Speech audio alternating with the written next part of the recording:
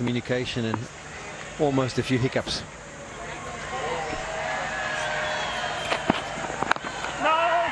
It's top bowling. Really good stuff from Rabada.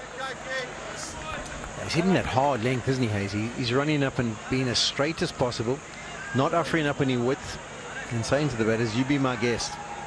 No field is back straight down the ground. I'm not going to overpitch so you can pop me over my head. And are you going to look to pull me or pick up pull me? And not messing around with his speeds either. He's bowling pretty much a fairly consistent speed. No.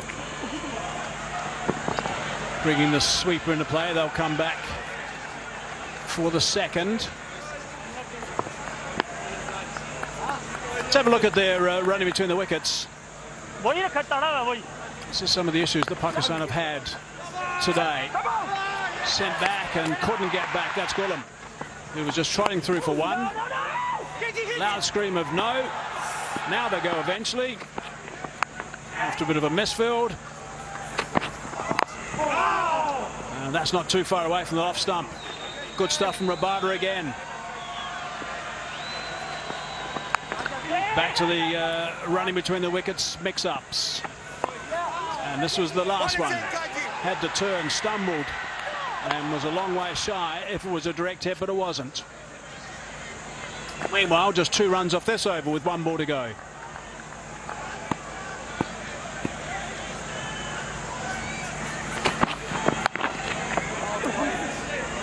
Looking for 2.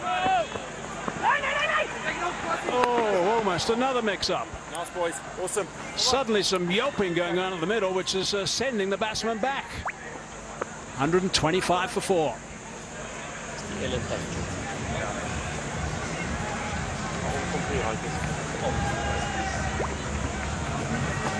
Now, of course, we've got other cricket on the go at the moment.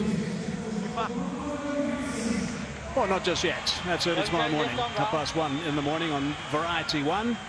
And that's the second T20 International in Kingston. West Indies versus Bangladesh.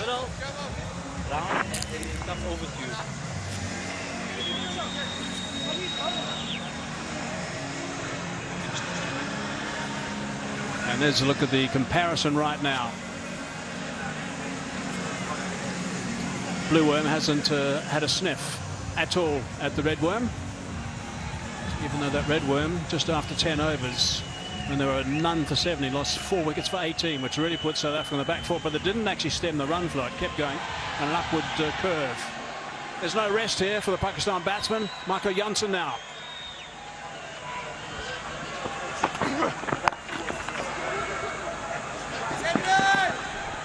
Talk of 2, and they decide to come back. And this time it's convincing. They're running between the wickets. They'll be hoping that with Marco Jansen being reintroduced, he hasn't bowled since the 10th over. And sometimes you can get a little bit cold in the outfield. They'll be hoping that he offers up something that they can put away. South Africa will be hoping that Jansen hits his straps and continues to build this pressure that they've been so good at doing. We saw a graphic earlier on about 21 overs, 21 minutes since the last boundary. There's just been 1 since then. And it's really been difficult going for Pakistan.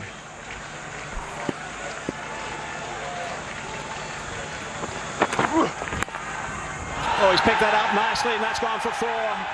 That's a very good shot. Sliding leg side. Good connection. Yeah, that's an example of what I'm talking about. That is not a great delivery from Jansen. If you have a look where this ends up, it's probably half a metre to a metre down the leg side.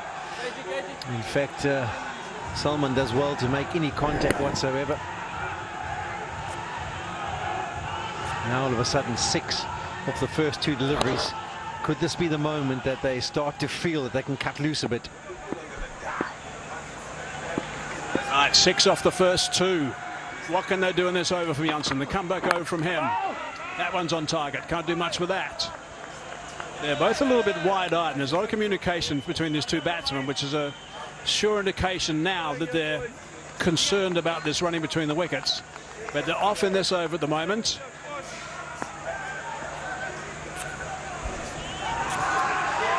Here's a look at the strike rates in the different areas. So when it's been pitched in short, they've been able to be a bit more effective than if it's been hit in a good area. Just a 43% strike rate on that kind of delivery from Marco Jansen.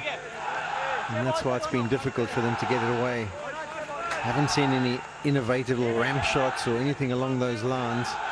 We might see it as the innings unfolds, but for now they're just happy to continue this partnership, which has been a good one in all honesty. It hasn't been boundaries, but it's been 71 runs of 88 deliveries, which as far as strike rate goes is decent. It's kind of where it needs to be. Solomon, just the one boundary for him. Bounce, running it off the splice of the bat pretty much.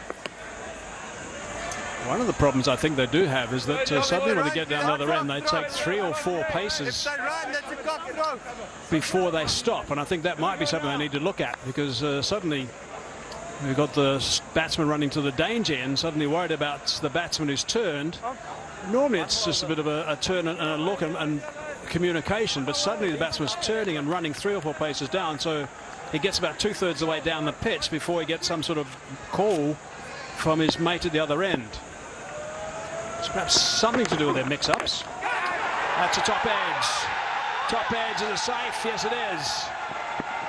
But it's brilliantly fielded by Tareq Shamsi. That is outstanding work. Yeah, 34 overs completed, 133 for 4. It's scary to think that they only ran a single for that one. Yeah, really good work from Shamsi. You would have thought they'd be able to come back quite comfortably for 2 for this one, with Shamsi going around the boundary line, but no. Had to scoot around the triangles. Got it back and just the single only. 8 runs off that last over.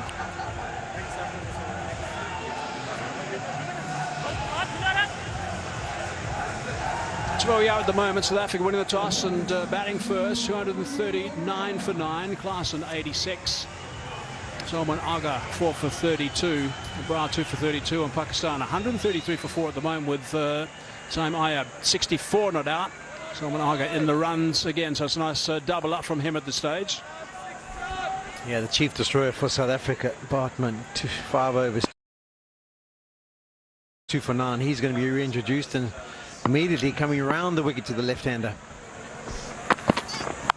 Oh, that's picked up. And he's hit that superbly. That's a great start of the over. 6 runs, first ball.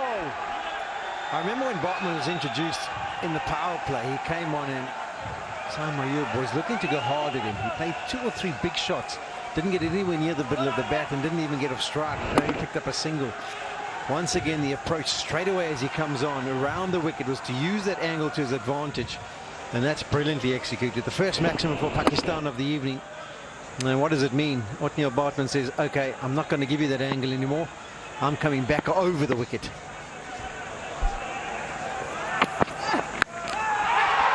Picked it up.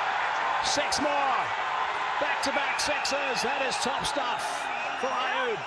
Magnificent work from him at the start of this over. Under 100 to win now. It's interesting, you look around the field now, all the South Africans are hands on hips.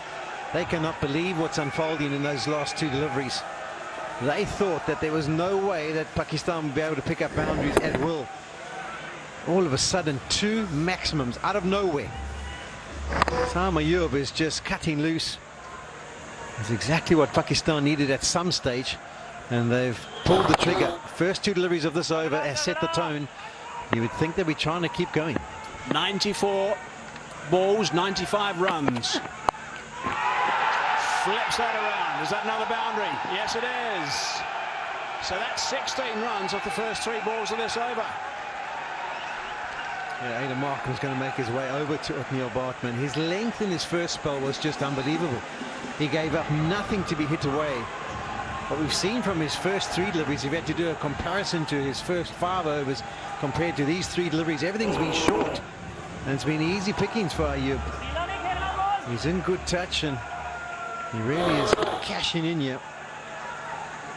I mean, if we ever look at the Manhattans after this, it's going to be an absolute skyscraper compared to everything else we've seen. It certainly will. That's waking the crowd up too. Supporters of Pakistan. Short again. In front of square. Just going to be the one.